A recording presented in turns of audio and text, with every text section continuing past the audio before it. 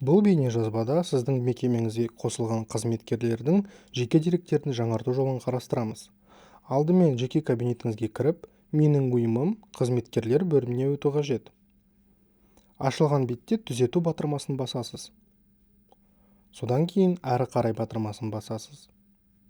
Сіздің қызметкеріңіздің ұялы телефон нөміріне 1414 нөмірінен SMS хабарлама келеді. Сол SMS хабарламаға 511 деген жауап жіберу қажет.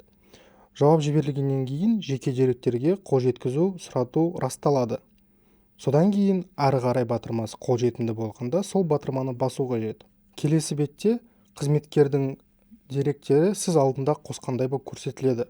Сізге тек екі мәліметті қосу қажет. Біріншісі ол еңбек шартын қосу қажет. Еңбек шартын PDF түрінде жүктейсіз. Қалған құжаттарды қоспасаңыз болады. Және де соттылықтың болуы немесе болмауы туралы мәліметтерді жүктеу қажет. Екі мәліметті жүктегеннен кейін сақтау батырмасын басасыз. Жеке деректер жаңартылды.